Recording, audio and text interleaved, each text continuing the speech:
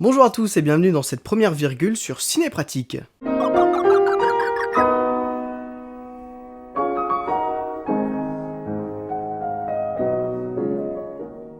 Les virgules, en fait, ça va être des vidéos dans lesquelles je fais vraiment mon youtubeur, c'est-à-dire que je vais vous parler de mon passé, de mon présent, de mon futur, de l'actualité de la chaîne. Et aujourd'hui, les sujets que je vais aborder, ce sont pourquoi il y a eu si peu d'activité sur la chaîne. Donc voilà, c'est vraiment un sujet que tout le monde aborde sur YouTube dans leurs points.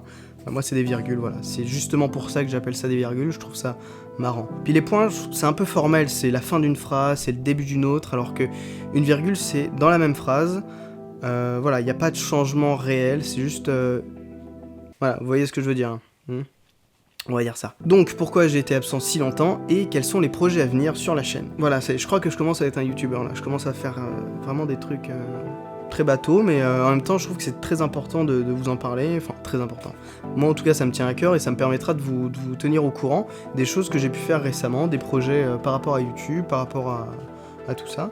Donc je vais tout d'abord vous parler de Révision Classique. La plupart d'entre vous connaissez cette chaîne, c'est la chaîne que je tiens avec Guillaume Benoît. Lui il écrit, il présente, il prépare les épisodes et moi je les mets en images, en son parfois, je les monte. Et ces derniers temps on a tourné 2 documentaires, on va dire des dossiers. Il y en a un qui est sur le jazz et l'autre sur la musique baroque, grosso modo. Et on a tourné dans des endroits super sympas, dans l'ouest de la France principalement. Et ça, je sais pas tellement quand ça va arriver, parce que je mets beaucoup de temps à les monter, c'est un peu de ma faute s'ils sont toujours pas sortis, parce que justement j'avais très peu de temps à accorder ces derniers temps pour tout ça.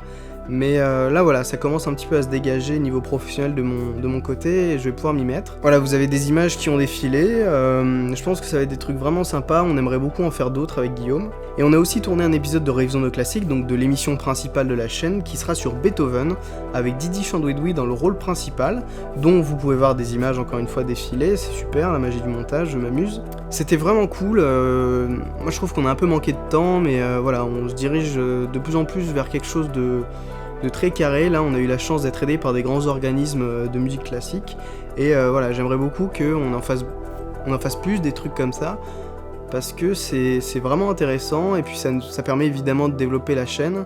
Donc voilà, si vous connaissez pas Révision de Classique, je vous invite vraiment à aller jeter un œil, peut-être que ça peut vous intéresser, et même si vous aimez pas de base la musique classique, l'un des objectifs de la chaîne c'est de vous faire découvrir ça assez simplement, c'est pas barbare, il y a pas mal de mise en scène, et voilà, je pense que ça peut plaire à peu près tout le monde. Et toujours pour rester dans la musique classique, je pense que vous connaissez Avner, de la chaîne Avner et vous, et depuis quelques mois on travaille pas mal ensemble. Il y a un peu plus d'1 an il a sorti une vidéo sur Bach, et là on en a tourné une sur Mozart, donc voilà, ça va sortir...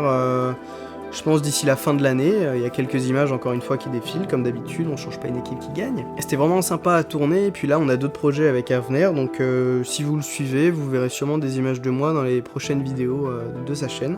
Ensuite, ce qui m'a pris pas mal de temps ces derniers mois, c'est que j'ai eu la chance de travailler sur un long métrage qui s'est tourné en Bretagne, vers Dinard, Dinan, Saint-Malo, tout ça. Ça s'appelle Sale Gosse, c'est réalisé par Frédéric Kiering, et j'étais régisseur dessus. Voilà, j'étais pas dans l'image, j'étais en régie. Et un jour j'aimerais vous parler de ce métier, la régie, parce que quand je vois des vidéos de mecs qui parlent de cinéma, de technique sur YouTube, de pratique, j'ai l'impression que tout le monde se trompe sur ce métier-là, sur ce corps de métier, c'est pas juste apporter du café. Donc j'ai eu la chance de tourner ce film, maintenant je suis officiellement intermittent du spectacle, donc c'est trop cool. Et en plus de tout ça, j'ai tourné pas mal de petits courts-métrages, de petits clips pour des amis, avec des amis, ou avec des gens que je connaissais pas encore, et c'est ça en fait, je suis en train de vivre ce pourquoi j'ai voulu faire ce métier, travailler dans le cinéma, c'est vivre vraiment des aventures humaines, rencontrer plein de gens, faire plein de choses différentes, des projets très différents.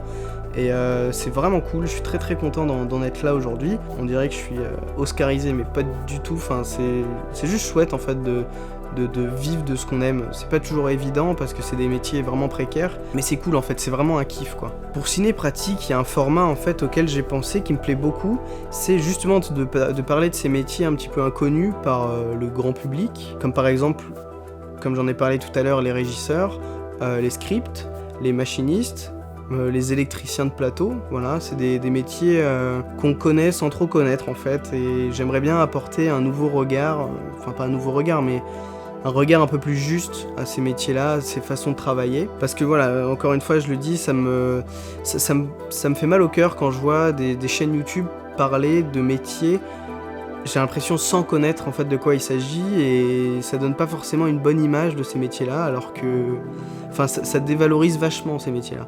Et moi j'aurais envie justement de faire des portraits de ces techniciens, donc prendre un jeune régisseur qui commence et qui a sa vision du métier, et prendre un régisseur un peu plus vieux, voilà, qui a 50 ans, qui a 30 ans d'expérience, pour des métiers techniques, donc un assistant caméra, qu'est-ce qu'il fait, je vais aller sur le terrain, enfin sur un tournage pour filmer son travail, et bien sûr faire des interviews de lui, voir... quelle est sa définition de son travail, etc.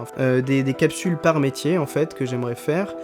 Et aussi d'autres petites choses. Toujours continuer les vidéos sur la technique. Donc là, qui sont prévues, il y a la température de couleur et les mouvements de caméra. Mouvement de caméra, pas dire ouais, un travelling c'est ça, un panneau c'est ça, machin, un tilt c'est ça. Ça, c'est pas spécialement intéressant ni enrichissant.